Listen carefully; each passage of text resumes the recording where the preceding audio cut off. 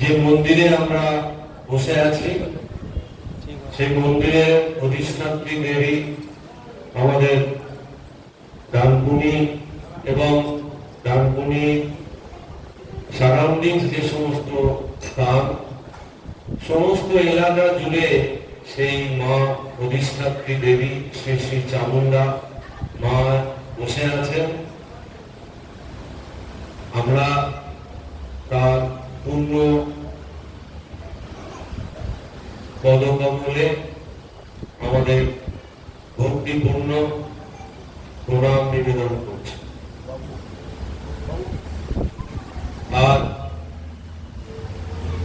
আপনারা যারা উপস্থিত আছেন আপনাদের সকলকে আমার শ্রদ্ধা ভক্তি এবং প্রণাম জানাচ্ছি। শুরু করার আগে যে কথাটা বলতে ইচ্ছা করে সেটা হচ্ছে যে এই পাঠচক্র শুরু হয়েছে এপ্রিল মাসের 25 তারিখ। মাননীয় অরিজিৎ সরকার মহাশয় এসে উদ্বোধন করে দিয়ে গেছেন। তারপরে আমরা আজকে 4টে 5টা পঞ্চম বোধহয় পাঠচক্র অনুষ্ঠিত হচ্ছে। বিশেষ ব্যাপারটা যেটা হচ্ছে সেটা হচ্ছে যে পাঠচক্র মানে একটা বই পড়ে পাঠ আলোচনা করা, একটা রীতি বা রেয়াজ আছে। এখানে সেইভাবে এটা হয় না, হচ্ছে না, কিন্তু একটা অদ্ভুত ব্যাপার দেখা যাচ্ছে যে আমরা যেদিনই এখানে মিলিত হচ্ছি সেদিনই কোনো একজন মহামানবের বিশেষ পূর্ণ একটা কোনো তাদের জন্মতিথি বা একটা বিশেষ কোনো দিন এরকম আমরা পেরিয়ে আসছি। বা আগের দিন যেরকম স্বামীজির তিরোধান দিবস ছিল 4 জুলাই, এইরকম হচ্ছে মায়ের পদার্পণ দিবস গেছে, সেই ব্যাপারে আলোচনা হয়েছে। যেন মানে মনে হচ্ছে যেন একটা নির্দিষ্ট কিছু বিষয় যেন ভগবান ঠিক করে দিচ্ছে আর আমরা তার মধ্যে অবগাহন করছি। বিষয়গুলো সকলেরই জানা, কিন্তু ঠাকুর বলছেন যে এই ভগবত কথা বারবার শুনতে হয়, বারবার শুনলে সেটা ভেতরে বসে, ছাপ পড়ে। নাহলে এটা আমাদের এই যেই আমরা এখান থেকে বেরিয়ে যাব আমাদের বহির জগতের আকর্ষণ আমাদের কাছে এত বেশি মনকে চঞ্চল করে যে সেই ছাপটা আবার ক্ষীণ হয়ে যায়। সেই জন্যই এই আমাদের উপনিষদকার বলছেন যে শ্রবণ মনন আর নিদিধ্যাসন এই হচ্ছে উপায়। শুধু শুনলে হবে না, মনন করতে হবে। আবার মনন করলে হবে না, সেটা যাতে ভেতরে বসে ধ্যান করতে হবে। আজকে আমরা যে বিষয়টা আলোচনা করব তার আগে আরেকটা কথা বলি, সেটা হচ্ছে যে এই অল্প কদিন শুরু করে আপনাদের এই যে উপস্থিতি এবং সহযোগিতা, এটা মানে আমার কাছে মনে হচ্ছে যেন একটা ডানকুনির কথা, এই চামুন্ডা মন্দিরের যেন গর্ব যে একটা পাঠচক্রে এতজন মানুষ। বর্তমান যে যুগ চলছে অবক্ষয়ের যুগ বলা যায়, সেই যুগে বিশেষ করে মোবাইল আর টিভি মানুষের সময়টাকে কেড়ে নিয়েছে। তো সেইগুলো ত্যাগ করে আপনারা যে এইভাবে এখানে এই পাঠচক্রে সামিল হচ্ছেন, এটা একটা গর্বের ব্যাপার। তো যেটা বলছিলাম সেটা হচ্ছে যে আজকে আমাদের সব থেকে কি বলবো, সব থেকে প্রিয় আপনার জন এবং যার জন্য আমরা এই শ্রীরামকৃষ্ণের যে ভাব আন্দোলন, সেই ভাব আন্দোলনের মধ্যে প্রবেশ করার ইন্সপিরেশন পেয়েছি। সেই ইন্সপিরেশনটা জুগিয়েছেন মাস্টার মশাই শ্রী মহেন্দ্রনাথ গুপ্ত। গত পরশুদিন তার জন্মতিথি গেছে, আপনারা জানেন নাগ পঞ্চমীতে তার জন্ম ছিল। সেই জন্মতিথি গেছে, সেই উপলক্ষে আজকে আমার মনে হলো যে মাস্টার মশাইয়ের কথা আলোচনা করা। কারণ মাস্টার মশাই মানেই হচ্ছে শ্রীরামকৃষ্ণ, আর শ্রীরামকৃষ্ণ মানেই হচ্ছে স্বামী বিবেকানন্দ, মা সারদা। আর এই আধ্যাত্মিক জগতের যা আলোচনা তার সারবস্তু এই যুগে এই শ্রীরামকৃষ্ণের মধ্যেই যেন বিস্তৃত আছে। এবং যত আমরা তাকে নিয়ে চর্চা করব তত আমাদের এই যে অজ্ঞানতার যে বন্ধন, অজ্ঞানতার যে মোহ, এইগুলো যেন আমরা ধীরে ধীরে কাটিয়ে উঠতে পারবো। যে জন্য হচ্ছে মনুষ্য জীবন। তা আমরা আজকে শুরু করি।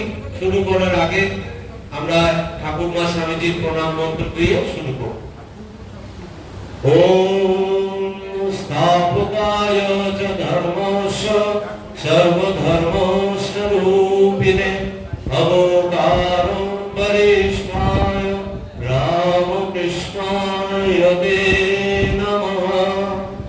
ওম জননীম শারদাং দেবী রামকৃষ্ণং জগদ্গুরু পাদ পদ্মে তয়ো সিদ্ধা পুনর্মামি মুহুর্মুহুঃ। নমঃ শ্রী জ্যোতিরাজায় বিবেকানন্দ সূরয়ে সচ্চিদ শুভ স্বরূপায় স্বামিনে তাপহারিণে। মাস্টারমশাইয়ের কথা বলে শেষ করা যায় না, আর সামান্য এই 1 ঘন্টার মধ্যে তো সম্ভব নয়। তবু আমরা আজকে চেষ্টা করব মাস্টারমশাইয়ের মধ্যে দিয়ে ঠাকুর আমাদের কি নির্দেশ দিয়ে গেলেন। মূলত আলোচনার বিষয় আমি এইটাই করব, চেষ্টা করব। আমরা ব্যাসদেবের কাছ থেকে আমরা ভাগবত পেয়েছিলাম। কৃষ্ণ দ্বৈপায়ন ব্যাস আমরা সকলেই জানি। তো সেই ব্যাসদেব যখন তার সমস্ত পুরাণটি রচনা করে ফেলেছেন, প্রথমে তিনি তার মহামান্য কীর্তি ব্যাসদেবকে আমরা ব্যাস পূর্ণিমায় স্মরণ করি। আষাঢ়ের যে পূর্ণিমা কিছুদিন আগে গেল, বৃহস্পতিবার, গত বৃহস্পতিবার, সেই 10 তারিখ, সেই দিনকে আমরা এই ব্যাসদেবকে স্মরণ করেছি। সেটা ছিল আমাদের গুরু পূর্ণিমা। ব্যাসদেবকে গুরু পদে আমরা বসিয়েছি। কেন? ব্যাসদেব এই আমাদের যে বেদ, যে ধর্মগ্রন্থ, শাস্ত্র, মূল শাস্ত্র হিন্দুদের যেটা, সেই বেদকে 4 ভাগে ভাগ করেছে। অনন্ত কীর্তি, ঋক, সাম, যজু, অথর্ব, এই বেদের বিভাগ করেছেন। তারপরে ব্যাসদেবের অনন্ত কীর্তি হচ্ছে এই শাস্ত্রের যে পিলার, যেটাকে বলা হয় প্রস্থানত্রয়। এই 3টে প্রস্থান, 3টে প্রস্থান হচ্ছে শ্রুতি প্রস্থান, স্মৃতি প্রস্থান আর ন্যায় প্রস্থান। এই শ্রুতি, স্মৃতি আর ন্যায়। শ্রুতি হচ্ছে ভগবানের মুখনিসৃত বাণী, সেটা হচ্ছে শ্রীমদ্ ভগবত গীতা। সেই গীতা মহাভারতের একটা অংশ। আর স্মৃতির প্রস্থান, এই স্মৃতির প্রস্থান হলো, আর শ্রুতির প্রস্থান হচ্ছে এই আমাদের উপনিষদ, যেটা আমরা বেদান্ত বলি। আর হচ্ছে ন্যায় প্রস্থান। ন্যায় প্রস্থান হচ্ছে এই ব্রহ্ম জিজ্ঞাসা। এই 3টে তিনি রচনা করে ভারতীয় যে শাস্ত্র গ্রন্থ মূল, তার পিলারটা রচনা করেছিলেন। প্রস্থান কথাটার অর্থ হচ্ছে গমন করা, যেটা ভগবানের দিকে আমাকে নিয়ে যায়, সেটাকেই বলে প্রস্থান। এই আমরা পাই। তারপরে ব্যাসদেব এই 18টা পুরাণ রচনা করলেন। 18টা পুরাণের মধ্যে মহাভারত হচ্ছে সর্ববৃহৎ পুরাণ। সেখানে গীতা আমরা পাই। সর্বশাস্ত্রের সার ঠাকুর বলেছেন গীতা। এইসব রচনা করার পরেও ব্যাসদেব মনে শান্তি পাচ্ছিলেন না। তারপরে ব্যাসদেব বিষণ্ণ মনে একদিন এই নদীর তীরে বসেছিলেন। সেই সময় নারদ তার মনের যে দুঃখ কষ্ট এটা জানতে পারলেন, পেরে জিজ্ঞেস করলেন তার কাছে এসে যে তোমার এত মনে কষ্ট কিসের? তখন ব্যাসদেব বললেন যে আমি এই যাবৎ যা যা কাজ করেছি, সমস্ত কাজ সাধারণ মানুষের জন্য করলাম, অথচ সাধারণ মানুষ কিন্তু এখনো সেভাবে এইগুলোকে গ্রহণ করতে পারেনি। এইগুলো সবই ছিল উচ্চ মার্গের, সবই ছিল ব্রহ্ম এবং আত্মা, এই সমস্ত জ্ঞানযোগের কথা। জ্ঞানযোগের অধিকারী সবাই নয় তো। সেই জন্য ব্যাসদেবকে নারদ মুনি পরামর্শ দিলেন যে তুমি এই যাবৎ যা সৃষ্টি করেছো সেগুলো হচ্ছে সব জ্ঞানযোগের অধিকারী যারা, তাদের জন্য। তুমি এমন একটা কিছু করনি যেটা সাধারণ মানুষের গ্রহণযোগ্য। সেটা কি? সেটা হচ্ছে এই ভাগবত।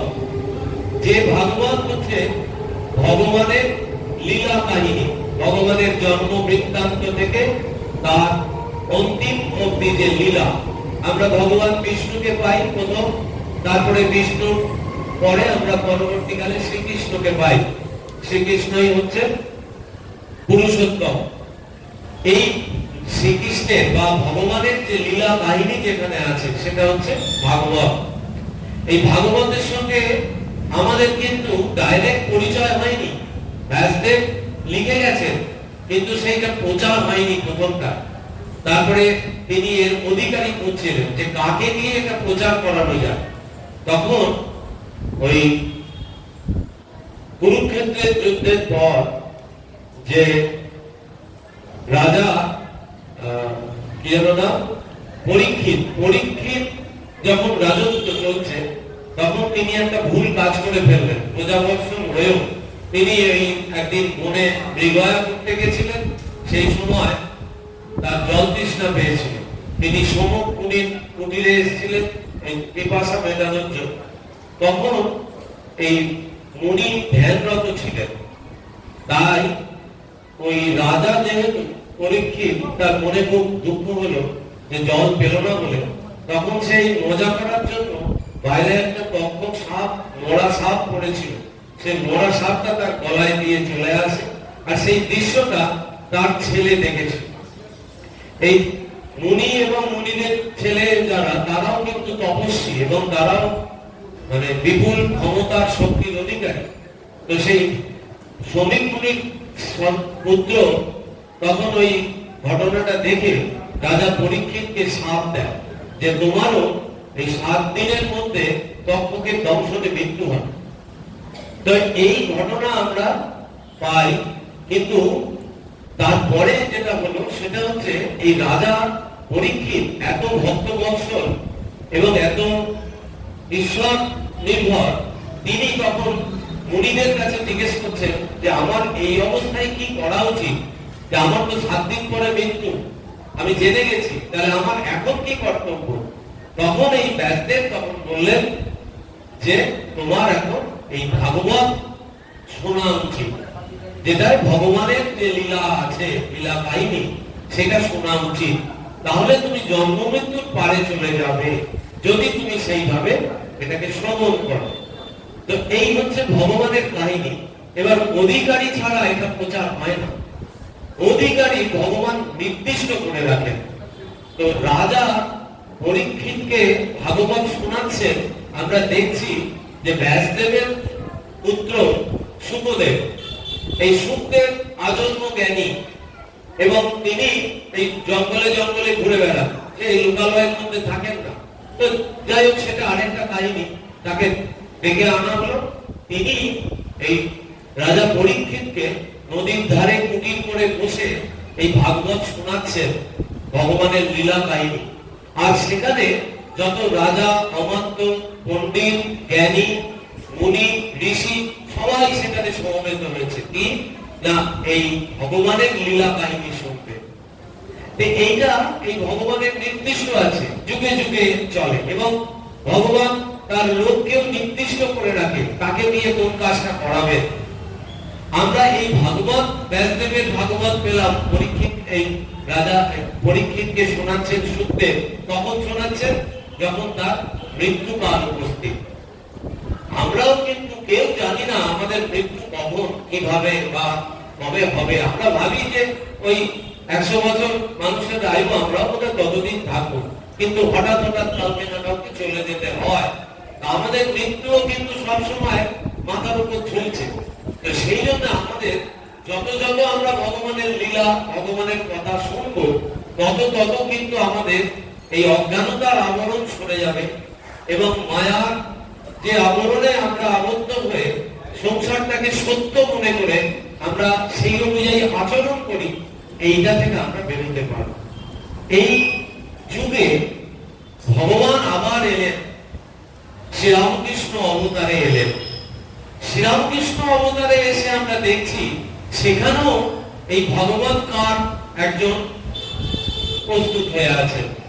তিনি হচ্ছেন এই আমাদের মাস্টার মশাই শ্রী মহেন্দ্রনাথ গুপ্ত, যিনি কথামৃতকার, যিনি আমাদেরকে ভগবানের যে লীলা কাহিনী এই যুগের একদম প্রাণবন্ত করে, একেবারে জীবন্ত করে সেই কথামৃত তিনি আমাদের উপহার দিলেন। কিভাবে দিলেন সেটাও আসবো আমরা। এখন মাস্টারমশাই এর হাত দিয়ে কথামৃতটা কিভাবে লেখা হচ্ছে একটু ভূমিকা করে মাস্টারমশাই জীবন থেকে একটু জেনে তারপরে আমরা ওই জায়গায় যাচ্ছি।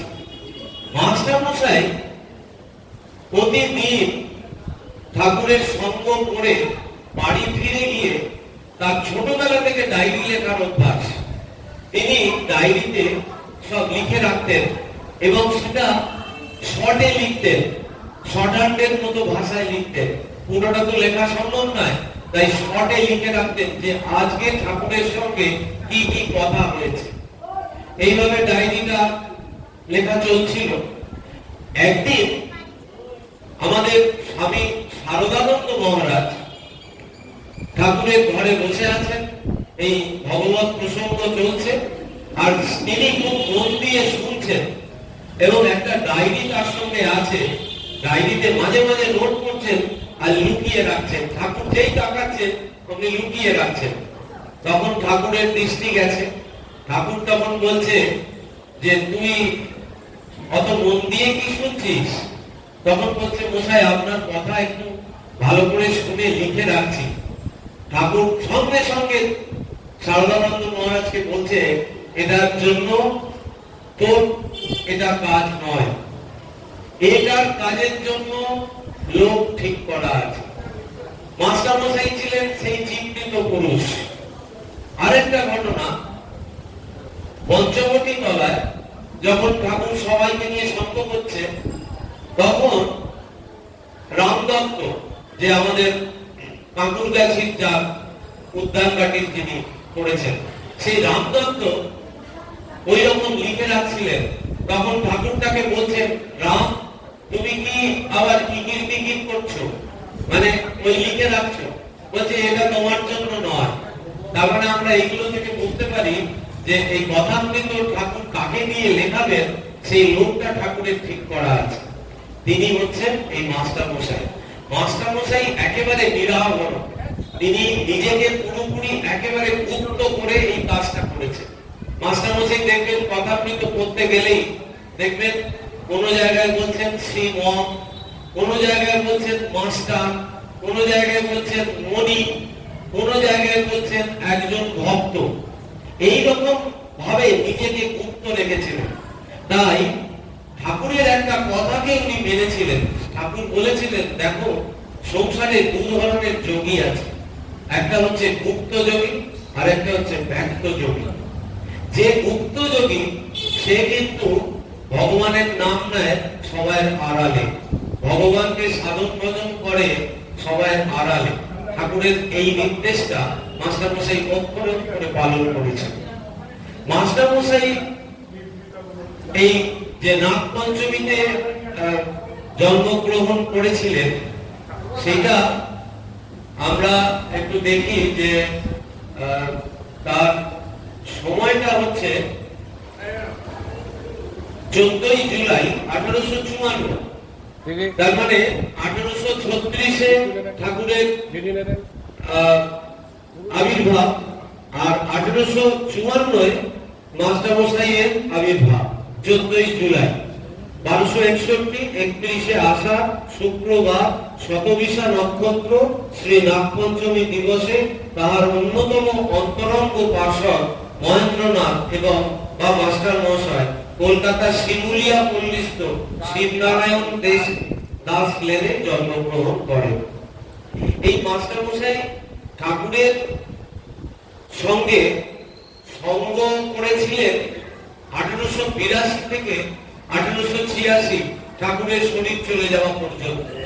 1882 ঠাকুরের সঙ্গে মাস্টারমশাই সাক্ষাৎ হয় ফেব্রুয়ারি মাস। তখন মাস্টারমশাইয়ের বর্ণনায় আমরা পাই বসন্তকাল। এই বসন্তকালে মাস্টারমশাইয়ের সঙ্গে ঠাকুরের সম্পর্ক শুরু হয়। সেই জায়গাটা এরকম যে মাস্টারমশাই যখন ঠাকুরের কাছে আসছেন তার ঠিক আগে মাস্টারমশাইয়ের সংসারে নানান রকম অশান্তি লেগেই ছিল। মাস্টারমশাই অত বড় পণ্ডিত, জ্ঞানী গুণী মানুষ, তার পাশ্চাত্যের দর্শন, তার হিন্দু শাস্ত্র, তার বাইবেল, নিউ টেস্টামেন্ট প্রায় মুখস্থ। এইরকম একজন জ্ঞানী মানুষ সংসারের জ্বালায় তাপ তপ্ত হয়ে মাস্টারমশাই নিজের জীবনটা বিসর্জন দিতে চেয়েছিলেন। এই জীবন বিসর্জন দেওয়ার জন্য তিনি পরিকল্পনা করে মাঝ রাত্রিরে বাড়ি থেকে বেরিয়ে পড়েছিলেন এবং তার স্ত্রী নিকুঞ্জ দেবী যখন জানতে পারেন তখন তার পিছু নেন এবং সেই প্রথম দিন যখন মাস্টারমশাই বেরোন তখন সেই ঘোড়ার গাড়ির চাকাটা খুলে যায়। সেদিনকে আর যাওয়া হয় না, আবার বাড়ি ফিরে আসেন। পরের দিন আবার মাস্টারমশাই ট্রাই দেন এবং সেদিন সফল হয়ে মাস্টারমশাই বড়নগরে তার বোনের বাড়িতে গিয়ে ওঠেন। এই বোনের বাড়িতে তার একটি ভাগনা ছিল, তার নাম সিদ্ধেশ্বর মুখোপাধ্যায়, আর তার ভগ্নিপতির নাম ছিল ঈশান। ঈশান কবিরাজ বলা হয়, ঠাকুরের অন্তরঙ্গ একজন ভক্ত। তো এই মাস্টারমশাই যখন তার বাড়িতে গেলেন, মাস্টারমশাই এর মন বিষণ্ণ। মাস্টারমশাই এর মাথায় ঘুরছে যে এই জীবনটা বিসর্জন দেওয়া। সেই রকম একজন মানুষ যিনি এত জ্ঞানী পণ্ডিত হয়ে জীবন বিসর্জন দিতে যাচ্ছেন, সেই সন্ধিকালে এই তার ভাগ্নে তাকে বলছেন যে বিকালবেলা যে এই চলুন একটু বেরিয়ে আসি গঙ্গার পাড়ে। এই গঙ্গার পাড়ে বেড়াতে গিয়ে বলছেন যে এখানে অনেক বাগান আছে, তো আপনি সেই বাগানগুলো দেখবেন। তো বলছে চলো যাই। 3টের সময় তারা বেরিয়েছিল বড়নগর থেকে। ঘুরতে ঘুরতে এ বাগান সে বাগান ঘুরতে ঘুরতে মাস্টারমশাই যখন সিধু সহ এসে উপস্থিত হলেন রানী রাসমণির বাগান, রানী রাসমণির দেবালয়। সিধু বললেন যে এটা রানী রাসমণির দেবালয়, এখানে মা ভবতারিণী প্রতিষ্ঠিতা, তো এখানে কি যাবেন? তো মাস্টারমশাই বললেন হ্যাঁ চল।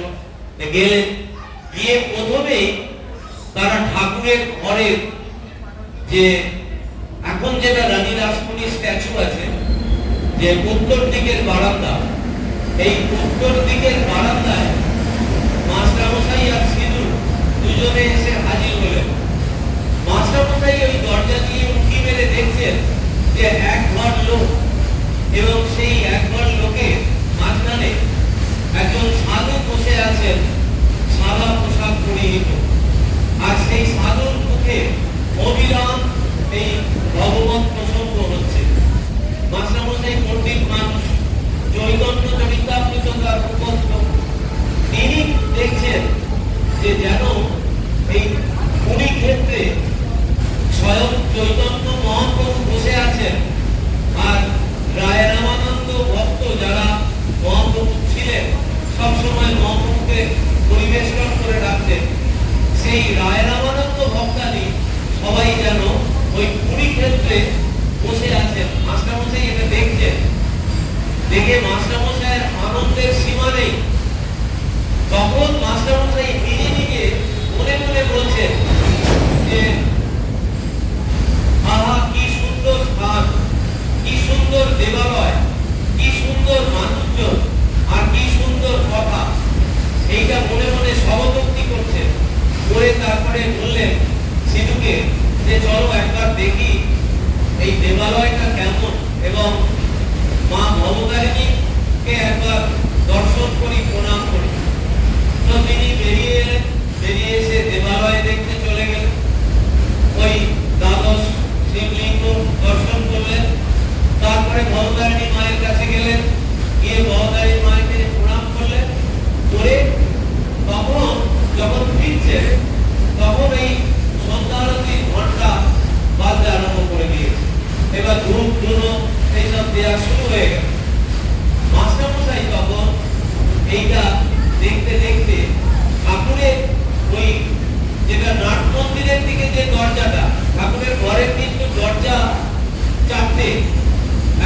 হচ্ছে দক্ষিণেশ্বরের মন্দিরের দিকে, একটা হচ্ছে উত্তরের বারান্দায়, আর একটা হচ্ছে ওই উত্তর পূর্বের যে বারান্দা, যে ওইখানে একটা দরজা আছে, আর একটা দরজা হচ্ছে গঙ্গার দিকে, মানে চারটে দরজা। মাস্টারমশাই যখন দেবালয় দর্শন করে আসছেন, তখন ওই ঢুকছেন ওই নাট মন্দির থেকে এসে যে দরজাটা পড়ে, সেই দরজা দিয়ে ঢুকছেন। ঢুকে ঠাকুরকে দেখছেন, ঠাকুর অর্ধমাত্র দশায় বসে আছেন, আর ঘরে ধুলোয় ভর্তি, মানে ধুলোর ধোঁয়ায় ভর্তি। সেই সময় দরজাটা ভেজানো ছিল। মাস্টারমশাই তখন ওই দরজাটা খুলে ঢুকতে তার একটু নিজের ইতস্তত ভাব হচ্ছে। ওখানে একজন মহিলা বসেছিলেন, তার নাম হচ্ছে বৃন্দে ঝি। এই বৃন্দে ঝিকে মাস্টারমশাই জিজ্ঞেস করছেন, আগে এই সাধুটি কি ভেতরে আছে? তখন সেই বৃন্দে ঝি বলছে যে হ্যাঁ বাবা আছেন, তোমরা যাও না। তখন বলছে না, দরজা দেওয়া তো। বলছে তাতে কি হয়েছে, দরজা ফেলে যাও। তারপরে বলছে আপনার ইনি কি খুব বই টই করেন? বলছে আর বাবা বই টই সবর মুখে, মানে এই কিছুক্ষণ আগে তো এসব শুনেছে। শুনে মাস্টারমশাই মনে হচ্ছে এইরকম একজন মানুষ এইভাবে অনর্গল ভগবত প্রসঙ্গ করছে, এ কে? মাস্টারমশাই নিজে নিজে বলছে সৌম্য কে? আবার এর কাছে ফিরে আসতে ইচ্ছা করছে। তো মাস্টারমশাই এই দৃশ্য দেখে দরজাটা খুলে ঢুকলো, ঢুকে দেখলো ঘর ধোঁয়ায় ভর্তি। দেখে বসে পড়লো, ঠাকুর ইশারায় বসতে বললেন। ঘরে কেউ নেই, ঠাকুর একা। সময় ভক্তরা চলে গেছে, ঠাকুর তখন খাটে বসে আছেন, ছোট খাটটাতে বসে আছেন। ঠাকুরের ঘরে দুটো খাট ছিল, একটা একটু নিচু আর একটা একটু উঁচু। ওই উঁচু খাটটায় ঠাকুর শুতেন, আর ছোট নিচু খাটটায় ঠাকুর বসতেন। এখন আমাদের দুর্ভাগ্য যে দক্ষিণেশ্বরের ওই ঘর এখন আমাদের ঢুকতে দেওয়া হয় না, কিন্তু আমাদের যে সৌভাগ্য ছিল অনেকদিন আমরা বসেছি ওখানে। তো ঠাকুর এইভাবে ওখানে বসে আছে, ঘর ধোঁয়ায় ভর্তি। ওরা এসে বসলো, ঠাকুর ইশারায় বসতে বললেন। তারপরে ঠাকুর বলছেন তোমার নাম কি, তোমার বাড়ি কোথায়? তখন মাস্টারমশাই বলছেন আগে আমার এই নাম, আর এই আমার ভাবনা, আর আমরা এসেছি বরানগরের আমার বোনের বাড়ি, ঈশান কবিরাজের বাড়ি। বলছে ও ঈশান? বলে ঈশান কিন্তু আমি খুব ভালো ছিল। যাই হোক হয়ে গেল। তখন একটা অদ্ভুত কথোপকথন হল। মাস্টারমশাই ঠাকুরকে বলছেন যে আগে আমরা এখন আসি, আপনি এখন এই জপ ধ্যান করবেন? বলছে না, সেরকম কিছু নয়, তোমরা বসো। তারপরে মাস্টারমশাই ঠাকুরকে দেখছে, দেখে মাস্টারমশাই নিজে নিজে মনে করছে, ভাবছে যে যে এই যে অবস্থাটা মাস্টারমশাই দেখছে, বলছে যেন একটা মানুষ ছিপ নিয়ে পুকুর পাড়ে বসে আছে, কখন ভাতনা উঠবে, ওই ভাতনাটার দিকে সে তাকিয়ে বসে আছে। মানে সে এতটাই একাগ্র, ঈশ্বরে এতটাই একাগ্র। মাস্টারমশাই এই বর্ণনাটা আমাদের জন্য রেখে গেছে। মাস্টারমশাই এইটা দেখে বলছেন যে এইরকম ভাবে যদি ধ্যান করা যায় তাহলে আমাদেরও এইরকম হবে। তখন যেন তার শরীরটা রোমাঞ্চ হচ্ছে। মাস্টারমশাই দেখছে যে মাঝে মাঝে ঠাকুরের শরীরটা কেঁপে উঠছে। এইসব দৃশ্য দেখলো অনেকক্ষণ ধরে। দেখার পর মাস্টারমশাই বললো আগে তবে আজ আসি। তখন ঠাকুর বললো হ্যাঁ আবার এসো। এই যে বাণী ঠাকুরের, এই যে অমৃত, যেটা কথার থেকে বলা হয় অমৃত সমান, এই অমৃত কথা এই যুগে যুগে ভক্তদের আহ্বান করছেন ঠাকুর যে আবার এসো। অর্থাৎ একবার যদি তার কাছে কেউ এসে পড়ে, তাকে বারবার আসতে হবেই। এইটাই সেদিনকে সেই আহ্বানের মধ্যে ছিল। তারপরে মাস্টারমশাই আর থাকতে পারলো না, মাস্টারমশাই বারে বারে গেছে, বারে বারে। এবং মাস্টারমশাই সেই সময় তিনটে স্কুলে একসাথে, তিনটে স্কুলের হেডমাস্টার। এবং মাস্টারমশাই এত কাজের চাপেও শনি রবিবার ঠাকুরের কাছে যেতে ভুলত না। কিন্তু প্রথম যে দৃশ্য, প্রথম দিন হয়ে গেল আবার এসো, এর পরের দিন ঠাকুরের কাছে যখন মাস্টারমশাই গেছেন, সেই দিনকে মাস্টারমশাইকে ঠাকুর সাধন পথে এগিয়ে দিচ্ছেন। কিভাবে? মাস্টারমশাই একদম সরাসরি প্রশ্ন করলেন, আজ্ঞা ঈশ্বরে কি করে মন হয়? যেটা আমাদের সবাই প্রশ্ন, যে ঈশ্বরে কি করে মন হয়? আমরা তো সাধারণ মানুষ, আমাদের সারাদিন অর্থ চিন্তা করতে, পেটের চিন্তা করতেই দিন চলে যায়, আবার ঈশ্বর সাধনা। আমাদের এই প্রশ্ন আমরা সব সময় মনের মধ্যে করে। তো মাস্টারমশাইকে সেদিন ঠাকুর যে কথা বলেছিল সেটা আগামী যুগ যুগ ধরে আগামী প্রজন্মের জন্য এই কথাই থেকে যাবে। স্বামীজি বলে গেছে ১৫০০ বছরের খোরাক দিয়ে গেলাম, অর্থাৎ এই ঠাকুরের ভাব ১৫০০ বছর থাকবে এবং যত দিন যাবে তত সক্রিয় হবে, তত ঠাকুর আমাদের ভেতরে আরো জাগ্রত হবে, জাগজল্য হবে। তো সেদিন বলেছিল ঈশ্বরে কি করে মন হয়, বলেছিল ঠাকুর যে তার নাম গুণকীর্তন। প্রথম ১ নম্বর, তার নাম গুণকীর্তন করতে হবে।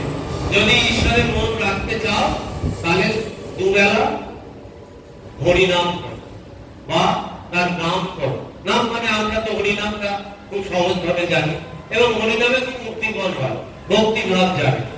ঠাকুর প্রথম বললেন নাম গুণকীর্তন, দ্বিতীয় কি বললেন? সাধু সঙ্গ। এই নাম গুণকীর্তন নির্ভর করবে সঙ্গের উপর। তুমি যদি অসৎ সঙ্গে থাকো তাহলে তোমার নাম গুণকীর্তন এই একদিন ভালো লাগবে, দুদিন ভালো লাগবে, ৩ দিনের দিন আর মন চাইবে না। নাম গুণকীর্তন এর পরেই ঠাকুর বলছেন সাধু সঙ্গ। বলছেন যারা ঈশ্বরের ভক্ত, যারা ঈশ্বরকে নিয়ে জীবন কাটায়, সদা সর্বদা ঈশ্বর চিন্তা করে, সেই ধরনের মানুষের সঙ্গ, নট সাধু, নট গেরুয়াধারী সাধু। আমরা এটা ভুল করি, সাধু সঙ্গ মানেই ভাবি যে গেরুয়াধারী সাধু সঙ্গ, তা নয়। সাধু মানে সজ্জন, সাধু সঙ্গ মানে সজ্জন ব্যক্তির সঙ্গ, এবং তারা বিশেষভাবে যারা ঈশ্বর পরায়ণ ব্যক্তি, যারা ঈশ্বরকে নিয়ে জীবন কাটায়, এইরকম মানুষের সঙ্গ তোমাকে করতে হবে।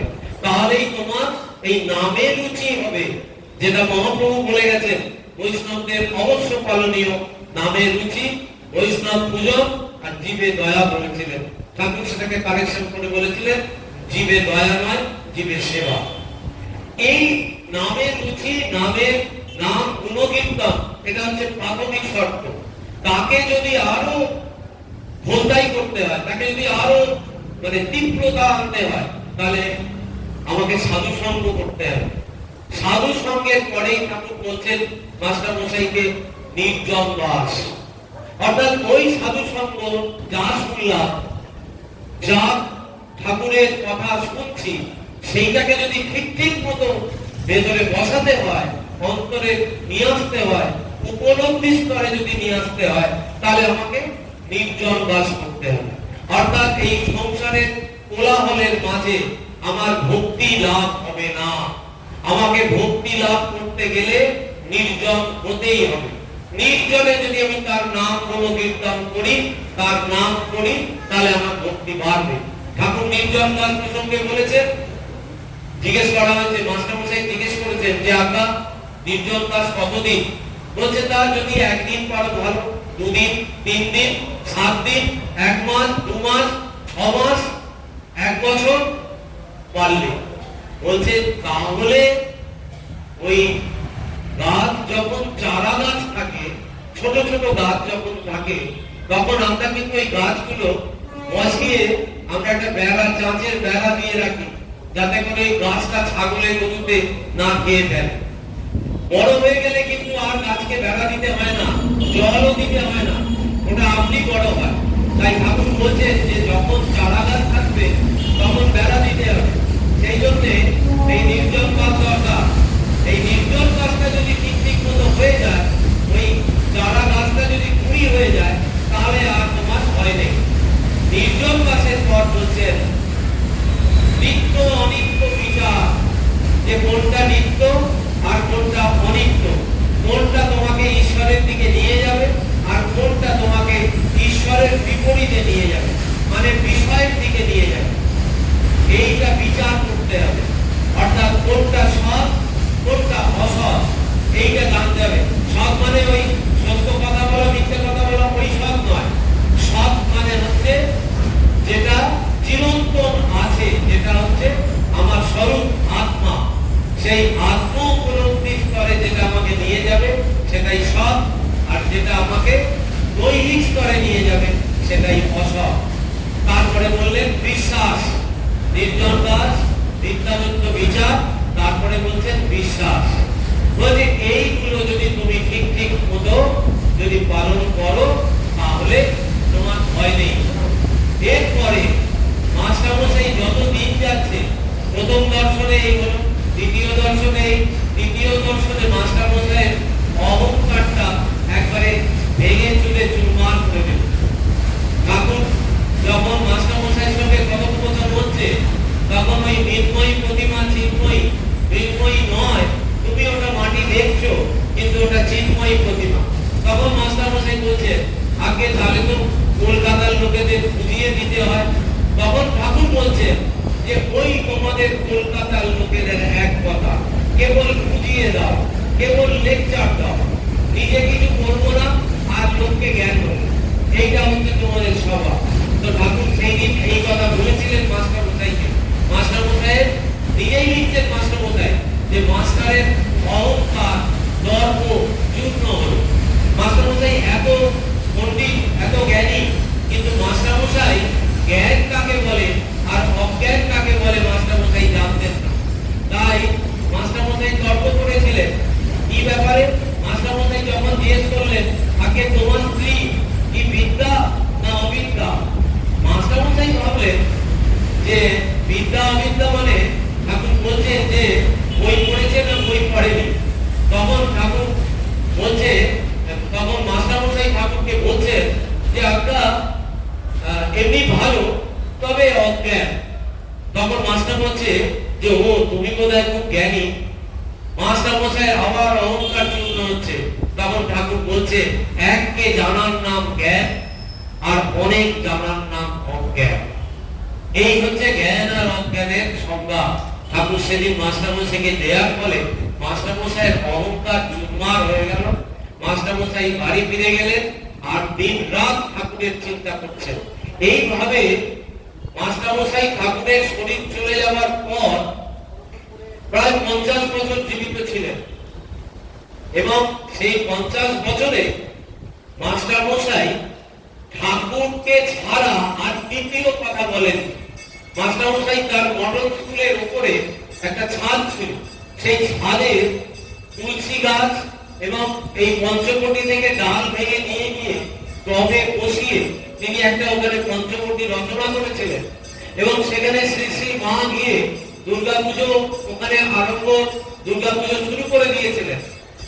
মাস্টারমশাইয়ের স্ত্রী নিকুঞ্জ দেবী যখন সন্তানের শোকে যখন একবারে উচ্চমান প্রায় পাগলের অবস্থা, তখন এই নিকুঞ্জ দেবীকে ঠাকুর ডেকে পাঠিয়েছিলেন এবং ঠাকুর তার মাথায় হাত দিয়ে আশীর্বাদ করেছিলেন এবং মায়ের কাছে নহবতে সবসময় থাকতেন। এবং শেষে দেখলাম 1886-তে যখন ঠাকুর লীলা সম্পন্ন করছেন তখন মাস্টারমশাই স্ত্রী নিকুঞ্জ দেবী ঠাকুরের পত্র মা তার হাত দিয়ে পাঠাচ্ছেন ঠাকুরের কাছে।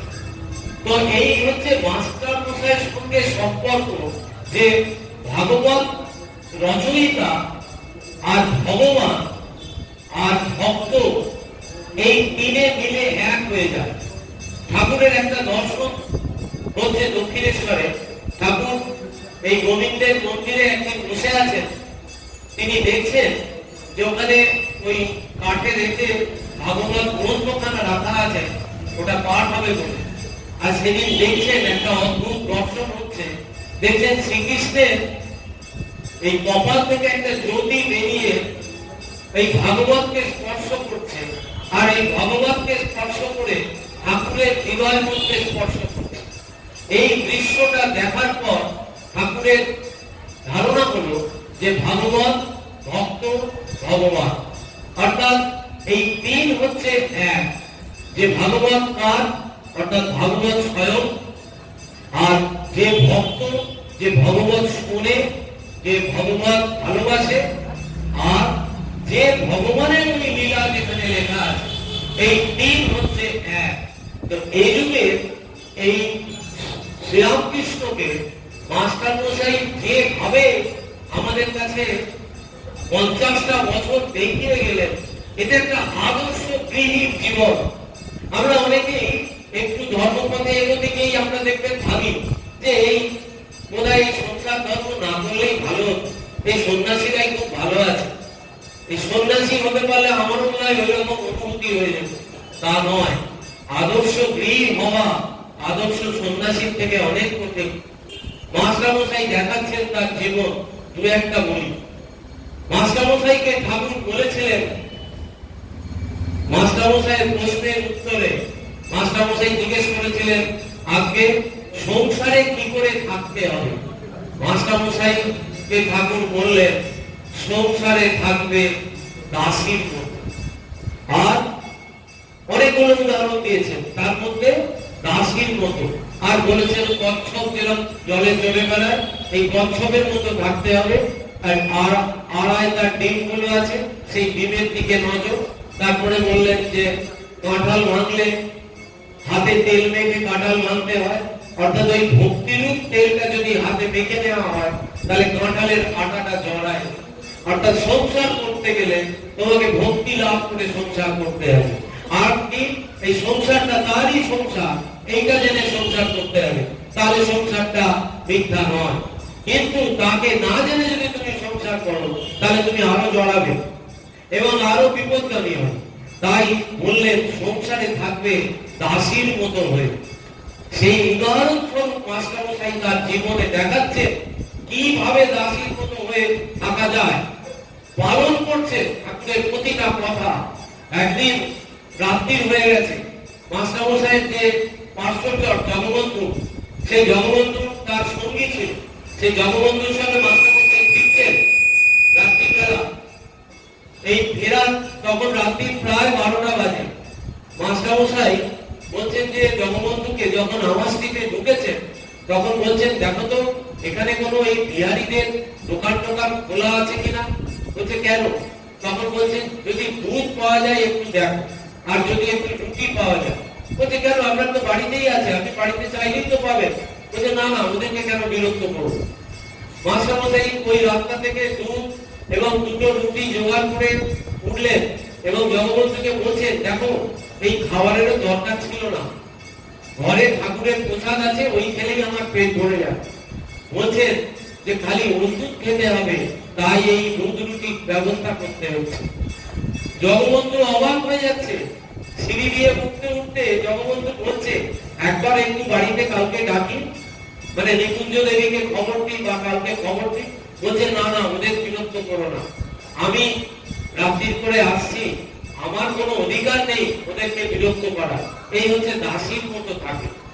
ঠাকুর মাস্টারমশাইকে বলেছিলেন সংসারে নিরহংকারী হয়ে থাকতে হবে, এবং ঠাকুর স্বীকার করেছিলেন যে তোমার অহংকার চলে গেছে। সেই ঘটনা আমরা পরবর্তীকালে দেখলাম। ঠাকুরের শরীর চলে যাওয়ার পর মাস্টারমশাই রাত্রির বেলা মাঝ রাত্রিরে একটা চ্যাটাই হাতে করে বাড়ি থেকে বেরিয়ে ওই আমার স্ট্রিটের ফুটপাতে, যেখানে ওই ঠেলা টানা রিক্সাওয়ালারা যেখানে শুয়ে থাকে, যেখানে ওই কুলি উঠে মজুর যেখানে ওই ফুটপাতে শুয়ে থাকে, সেখানে ওই চ্যাটাইটা নিয়েছে ওদের পাশে একটা জায়গা করে মাস্টারমশাই বিছিয়ে দিয়ে ওদের সঙ্গে শুচ্ছে। এরপরে ওই জগবন্ধু তার সহচর তাকে জিজ্ঞেস করছে আপনি এই ঘর ছেড়ে আপনি এখানে এসেছিলেন কেন? সে বুঝতেই পারছে না। বলছে এখনো তো অনেক অহংকার আছে, যায়নি, এই অহংকার গুলো যদি যায়। এই হচ্ছে মাস্টারমশাই, যে ভগবৎকার এমনি হওয়া যায় না। ঠাকুর বলেছিলেন মাস্টারমশাইকে যে তোমার চৈতন্য চরিতামৃত পড়া দেখে আমি বুঝেছি তুমি কে, আর তুমি হচ্ছে সেই চিহ্নিত পুরুষ যে এই আমার, এটা উচ্চ ছিল, এটা বলেনি মাস্টারমশাইকে ঠাকুর যে আমার কথা তুমি জগতের সামনে তুলে ধরবে। তার সেটা ঠাকুর ইঙ্গিতে বুঝিয়েছেন। মাস্টারমশাইকে একদিন একা দক্ষিণেশ্বরের ঘরে জিজ্ঞেস করছেন, আচ্ছা এই কালকে যে বাজার বাড়িতে গিয়েছিলাম, কালকে কি প্রসঙ্গ হয়েছিল বলো তো? ঠাকুর মাস্টারমশাইকে পরীক্ষা করছেন যে মাস্টারমশাই ডায়েরিতে যেগুলো লিখেছে সেগুলো ঠিক ঠিক লিখেছে কি। তখন মাস্টারমশাই বলছেন যে আপনি এই বলেছিলেন। তখন বলছেন যে কি বলেছিলাম আরেকটু বলো তো। তখন বলছেন যে বৈরাগ্য মানে আপনি বললেন যে ঈশ্বরের অনুরাগ বলে বৈরাগ্য হয়। তখন বলছে মাস্টারমশাই বলছে না, হলো না। তখন সংশোধন করছেন। আমরা এই থেকেই বুঝতে পারি যে মাস্টারমশাই ছিলেন চিন্তিত পুরুষ। মাস্টারমশাইকে তখন সংশোধন করে দিচ্ছেন যে না, হলো না। ঈশ্বরের অনুরাগ আর বিষয় বিরাগ, এই দুটো একসাথে হতে হবে। বিষয় বিরাগ আর ঈশ্বরের অনুরাগ যদি হয় তবেই জানবে যে তার ঠিক ঠিক বৈরাগ্য হয়েছে। বৈরাগ্য মানে বিরক্তি। আর মাস্টারমশাইয়ের আরেকটা ঘটনা, এই ঠাকুরের কথা অক্ষরে অক্ষরে পালন করা। ঠাকুর বলেছিলেন যে দেখো, যে তার শরণাগত হয় চরম বিপদেও তিনি তাকে রক্ষা করেন। কেন, কিভাবে রক্ষা করেন সেটা বোঝা যায় না, কিন্তু তার দুঃখ শোক সব তিনি হরণ করে নেন। মাস্টারমশাইকে আমরা দেখছি, বারাণসীতে মাস্টারমশাই আছেন। বারাণসীতে লক্ষ্মী নিবাসে মাস্টারমশাই বাস করছেন মায়ের সঙ্গে, এবং মা যখন তীর্থে যেতেন মাস্টারমশাইকে নিয়ে যেতেন। মাস্টারমশাই সেই লক্ষ্মী নিবাসে রয়েছেন। আর খবর এলো, কলকাতা থেকে টেলিগ্রাম এলো যে তার যে কন্যা, সেই কন্যা হঠাৎ মারা গেছে। মাস্টারমশাই সেই সময় লক্ষ্মী নিবাসে ছিলেন না, খবরটা এলো মায়ের কাছে। আর মাস্টারমশাই ছিলেন ওই অদ্বৈত আশ্রমের ঠাকুরের মন্দিরে, ওই বারান্দায় যেখানে বেদান্তের চর্চা হচ্ছে, সেইখানে মাস্টারমশাই বসেছিলেন। মা একজন ব্রহ্মচারীকে দিয়ে এই খবরটা মাস্টারমশাইয়ের কাছে পাঠালেন। মাস্টারমশাই শুনে তাকে হাত মেরে ইশারা করলেন, বললেন ঠিক আছে। ভাবুন, তিনি তার কন্যার মৃত্যু সংবাদ শুনছেন, এতটুকু বিচলিত না। তারপরে ওই পাঠ শেষ হওয়ার পর মাস্টারমশাই এলেন, এসে বললেন দেখো, যার যখন সময় হবে, যখন ভগবান তাকে কাছে টেনে নেবেন, তখন তো সেটা হবেই। তার জন্য আমি এই পরমার্থিক যে জ্ঞান অর্জন করছি, ভগবানের কথা শুনছি, এটা থেকে আমি কেন বিচ্যুত হব? এই হচ্ছে মাস্টারমশাই। আর এই শ্রীরামকৃষ্ণের যে এই জগৎ ভাবাকাশ বলা হয়, শ্রীরামকৃষ্ণ ভাবাকাশ, এই ভাবাকাশে এই দুটো ইন্দ্র, একটা হচ্ছে নরেন্দ্র আর একটা হচ্ছে মহেন্দ্রনাথ গুপ্ত আর নরেন্দ্রনাথ দত্ত। এই দুটো শ্রীরামকৃষ্ণের ভাষ্যকার হিসেবে নরেন্দ্রনাথকে শ্রীরামকৃষ্ণ প্রতিষ্ঠিত করে গেলেন যে আমার কাজ, মানে মায়ের কাজ তোকে করতে হবে। ভাব দিয়ে গেলেন কি, জীবের সেবা, শিব জ্ঞানে জীব সেবা। আর নরেন্দ্রনাথ স্থাপন করলেন যে একটা অর্গানাইজেশন, এবং বললেন চিঠিতে লিখে যে বড় কাজ করতে গেলে একটা অর্গানাইজেশন চাই। তাই শ্রীরামকৃষ্ণ অ্যাসোসিয়েশন সেদিন প্রতিষ্ঠা হয়েছিল বলরাম মন্দিরে 1 মে 1897 খ্রিস্টাব্দে। সেই রামকৃষ্ণ মিশন আজকে ঠাকুরের শরীর বলা হয়। ঠাকুরের শরীর যদি এখনো থেকে থাকে, তাহলে ওই শ্রীরামকৃষ্ণ মিশন, ওই সংগঠনটাই হচ্ছে ঠাকুরের শক্তি এবং ঠাকুরের শরীর, যেটা এই অধ্যক্ষ মহারাজ যারা প্রেসিডেন্ট হয় তাদের মধ্যে দিয়ে গুরু পরম্পরায় সেই শরীর এখনো বহমান। শ্রীরামকৃষ্ণ এখনো জাগ্রত। নরেন এই আর মহেন্দ্র দুজনে এই শ্রীরামকৃষ্ণকে জগতের কাছে তুলে ধরলেন। একজন সারা বিশ্বকে কাঁপিয়ে দিলেন, এবং মহেন্দ্র গুপ্তার গুপ্ত তিনি এই ঠাকুরের কথা এত প্রাণবন্ত করে পরিবেশন করলেন, যেটা পাশ্চাত্যের বহু মানিক পণ্ডিত ব্যক্তি, গুণীজন, বাংলা তো বটেই, ভারতবর্ষ তো বটেই, পাশ্চাত্যেরও সকলে এক বাক্যে স্বীকার করেছে যে এই কথামৃত কোন আরম্ভ আছে কিন্তু শেষ নেই। দেখবেন কথামৃতে কোনো এন্ড নেই, কোন রকম সেখানে যদি চিহ্ন নেই। ঠাকুর বলছেন একদম প্রারম্ভ যে ভগবান কথা বলছে। এই ধরনের সাহিত্য আজ অব্দি পৃথিবীতে হয়নি। এবং এই গসপেল অফ শ্রীরামকৃষ্ণ প্রথম মাস্টারমশাই লিখেছিলেন 5 খণ্ডে। সেই কথামৃত যখন মাস্টারমশাই রচনা করছেন তখন একটা সামান্য অংশ, প্রথম খণ্ডটাও নয়, প্রথম খণ্ডে মানে আধেকও বলা যায়, সেইটা যখন মাস্টারমশাই লিখলেন, লিখে মায়ের কাছে পাঠালেন প্রথম, মা সেইটা দেখে বললেন, বাবা জীবন, তোমার কাছে ঠাকুর তার কথা রেখে গেছেন, আর তুমি এসব যা করেছো লিখেছো এসব ঠিক ঠিক। মা সার্টিফিকেট দিলেন এবং মা বললেন, উৎসাহ দিলেন যে তুমি লেখো। তারপরে প্রথম খণ্ড শেষ হওয়ার পর স্বামীজি তখন উত্তরাখণ্ডে, উত্তরপ্রদেশে স্বামীজিকে সেই প্রথম খণ্ড পাঠানো হলো। যে কি বলে, স্বামীজি বিরাট প্রশংসা, ভূয়সী প্রশংসা করে স্বামীজি চিঠিতে জানালো যে আপনি একটা মিরাকেল করেছেন, আপনি ঠাকুরের কথা ঠিক ঠিক ভাবে জগতের কাছে তুলে ধরেছেন। তো এই হচ্ছে আমাদের মাস্টারমশাই মহেন্দ্র আর নরেন্দ্র। এই দুজনে, একজন গৃহী, মাস্টার ঠাকুর তাকে প্রতিষ্ঠিত করলো একজন গৃহীকে, আর প্রতিষ্ঠিত করলো একজন সন্ন্যাসীকে। একদিন যোগীন মহারাজ, মনে পড়ছে, যোগীন মহারাজ একদিন ঠাকুরের ঘরে একা কি একটা কাজ করছে, ঠাকুর খাটের উপর বসে আছে। ঠাকুর তখন মাস্টার যোগীন মহারাজকে জিজ্ঞেস করছে, হ্যাঁ রে, আমাকে দেখে তোর কি মনে হয়? তখন যোগীন মহারাজ বলছেন, আমার মনে হয় আপনি গৃহীও নন, আপনি সন্ন্যাসীও নন, আপনি এসেছেন যারা তাকে চায়, যারা ভগবানকে ভালোবাসে, আপনি তাদের জন্য এসেছেন। এই কথা আমরা পেয়েছি যে শ্রীরামকৃষ্ণকে আমরা যদি বলি যে উনি সন্ন্যাসীর গুরু, তা নয়। উনি গৃহস্থের জন্য যতটা, উনি সন্ন্যাসীর জন্য ততটা।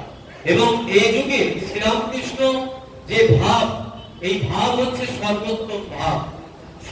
মিশন প্রতিষ্ঠা করে স্বামীজি লিখলেন, আত্মনম মোক্ষার্থম জগৎ বিদায় চ, বলছে কেবলমাত্র নিজের মুক্তির চিন্তা মহাপাপ, মহা স্বার্থপরতা। তোমার নিজের মুক্তির সঙ্গে সঙ্গে তোমার জগতের কল্যাণ চিন্তাও করতে হবে। ওই জন্য বললেন আত্মনম মোক্ষার্থম, আত্মার মুক্তি, জগৎ বিদায়, জগতের কল্যাণ, এই দুটো কাজ একসাথে হবে। আত্মার মুক্তির জন্য তোমাকে চেষ্টা করতে হবে এবং তার পাশাপাশি সেই নিত্য শুদ্ধ বুদ্ধ মুক্ত আত্মা সমস্ত মানুষের মধ্যে আছে, জেনে তার সেবা করতে হবে। শিব জ্ঞানে জীব সেবারু সেবা, এই যোগ্য, এই কাজ দিয়ে গেছেন। দেখুন রামকৃষ্ণ মিশন প্রতিষ্ঠা হচ্ছে আর কর্মের আরম্ভ, একটা স্কুল হবে, একটা হসপিটাল হবে সেবার জন্য। মাস্টারমশাই প্রথম দিকে এটা নিয়ে একটা বিতর্ক হয়েছিল এবং সেই বিতর্কের অবসান করেছিলেন শ্রী শ্রী মা। মাস্টারমশাই বলেছিলেন যে ঠাকুর কি এইসব হসপিটাল, স্কুল এইসব করতে বলে গেছে? নরেন এই বিলেত ঘুরে এসে যত বাড়াবাড়ি করছে। তখন সেই প্রশ্নের নিরসন ব্রহ্মানন্দ মহারাজ, মাস্টারমশাই যখন যেতে গেলেন, ওই কাশীতে বেনারসে গেলেন, তখন ব্রহ্মানন্দ মহারাজ সেখানে ছিলেন। তখন ওই মাস্টারমশাইকে ডেকে নিয়ে গিয়ে মায়ের কাছে এই কথাটা তুললেন। মা তখন বললেন, এই যা সব সেবা কাজ হচ্ছে সব ঠিক ঠিক হচ্ছে। এবং শুধু তাই নয়, একটা 10 টাকার নোট সেই সেবাশ্রমের জন্য দান করেছিলেন। আপনারা এখনো মন করলে সেই 10 টাকার নোটটা ওই কাশী রামকৃষ্ণ মিশনে গেলে দেখতে পাবেন, মায়ের হাতে সেই 10 টাকার নোট একটা সুন্দর কাঁচের পাত্রে রাখা আছে। তো এই হচ্ছে মাস্টারমশাই ঘটনা। এবং মাস্টারমশাই পরবর্তীকালে স্বামীজির এত প্রশংসা করেছেন এবং বলেছেন যে স্বামীজি না থাকলে আজকে এই ঠাকুরের ভাব কে প্রচার করত। তাই রামকৃষ্ণ মিশন প্রতিষ্ঠা করে প্রথমেই এই তার মোটো দিয়ে দিলেন স্বামীজি, আত্মনোন্মুখ সার্থক জগৎ বিদায়। আর একটা কথা বললেন, বুদ্ধদেবের বহুজন হিতায় বহুজন সুখায়। ধর্ম কেবলমাত্র নিজের জন্য নয়, নিজের ঘরে বসে পূজা অর্চনা ঠাকুর সেবা এইগুলো ধর্ম নয়। ধর্মের একদম প্রাথমিক দিক। ধর্ম তখনই নিজের জীবনে আরো প্রকট হবে যখন আমার প্রাণটা কাঁদবে পরের জন্য, পরহিতে যখন আমি আমার জীবন পাপ করার জন্য এতটুকু স্বার্থ ত্যাগ করার চেষ্টা করব, সেটাই তখন আমার ওই ধর্ম আমার ভেতরে প্রবেশ করবে। অর্থাৎ স্বামীজি বলছেন সমস্ত উপাসনার সার হচ্ছে চিত্ত শুদ্ধি আর পরহিতে জীবন পাপ। আমি যা কিছু উপাসনা করি না কেন তার লক্ষ্যই হচ্ছে চিত্ত শুদ্ধি, আর তার আরেকটা দিক হচ্ছে পরহিতায় জীবন পাপ। তো এই নরেন্দ্রনাথ যেরকম জগতের কাছে শ্রীরামকৃষ্ণকে তুলে ধরলেন যে শ্রীরামকৃষ্ণ আসলে কে, আর নরেন্দ্রনাথ তুলে ধরলেন। নরেন্দ্রনাথ বললেন যে শ্রীরামকৃষ্ণ সম্বন্ধে যদি বলতে হয় তাহলে এক কথাই যদি তাকে বলতে হয় তাহলে লাভ পার্শ্বনিকায় ঘনীভূত ভালোবাসা। শ্রীরামকৃষ্ণ মানে যে ঘনীভূত ভালোবাসা, তার সর্বগ্রাসী আলিঙ্গন। সে একবার শ্রীরামকৃষ্ণ নিজের মুখে বলে গেছে যে একবার যে আমার কাছে আসবে তাকে আবার আসতে হবে। আমি সেই ঝোড়া সাপ নই, জল ঝোড়া নই, আমি কেউকে যদি একবার কাউকে ধরি তাহলে তার ওই যাতে আর পুনর্জন্ম না হয়, যাতে তার এই জন্মেই জ্ঞান হয়ে যায়, সেই কৃপা আমার দ্বারা বর্ষিত হবে। শ্রীরামকৃষ্ণ মুখে বলেননি, কিন্তু ইঙ্গিতে দিয়ে গেছেন, কারণ তার কোন রকম নিজের ঢাক পেটানোর কোনো ইচ্ছা ছিল না। তিনি কোনো জায়গায় বক্তৃতা করেননি, তিনি যা করেছেন ঘরের মধ্যে। এবং কেশবচন্দ্র সেন যখন সেই কথাগুলো বলছেন যে এই সমস্ত কথা বাইরে প্রচার করতে হবে, তখন কেশব সেনকে ঠাকুর বলেছিলেন যে তুমি প্রচার করবার কে? প্রচার যদি করতেই হয় তাহলে মহামায়ার জগন্মাতার যদি ইচ্ছা হয়, যদি পাথর চাপাও থাকে, যদি পাহাড়েও যদি চাপা থাকে বছরের পর বছর, যদি মায়ের ইচ্ছা হয় তাহলে সেটা আপনি জগতে প্রচারিত হবে। তো আমরা এই শ্রীরামকৃষ্ণের কাছে আসতে পেরে আমরা নিজেদেরকে ধন্য মনে করি। এবার মাস্টারমশাই একদম শেষের দিকটায় আমরা যাই। মাস্টারমশাই যখন এই তার লীলা সংবরণ করছেন সেইটুকু খালি বলে আজকে শেষ করব। মাস্টারমশাই 4 জুন 1932 21শে জ্যৈষ্ঠ শনিবার প্রাতে 6টার সময় তিনি চিন্ময় ধামে মহাপ্রয়াণ করেন। আর এই যখন তিনি এই মহাপ্রয়াণ করছেন সেই ঘটনাটা একটু আমাদের দেখতে হবে।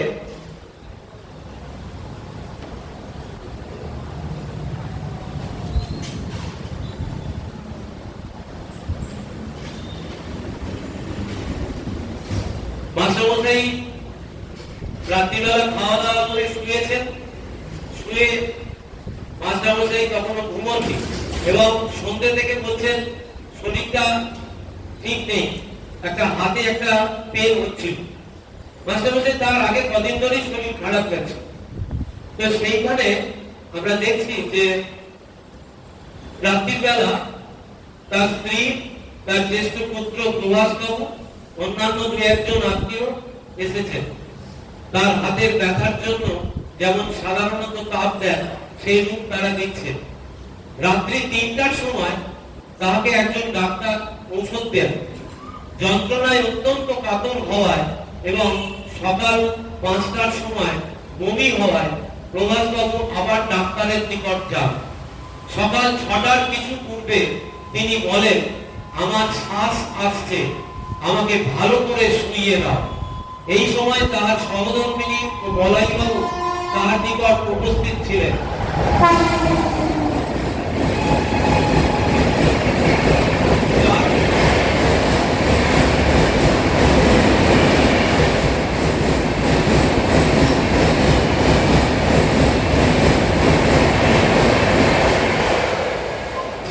মিনিট পরে গলায় ঘর ঘর শব্দ হইতে লাগিল।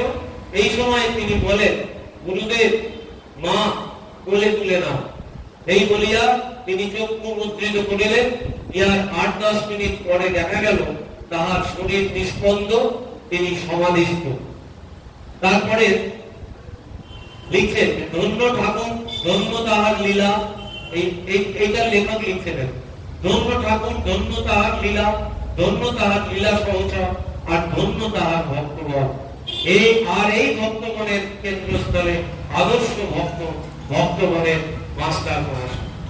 এই মাস্টার মশাইকে আমরা আজকের দিনে স্মরণ করলাম।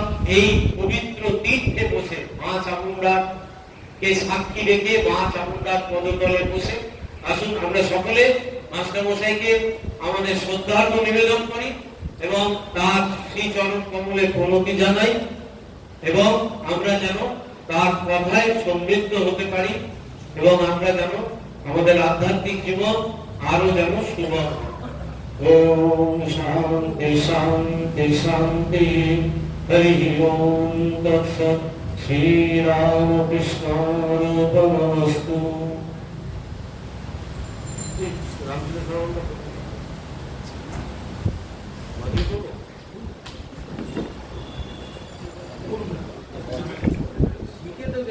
আমার থেকে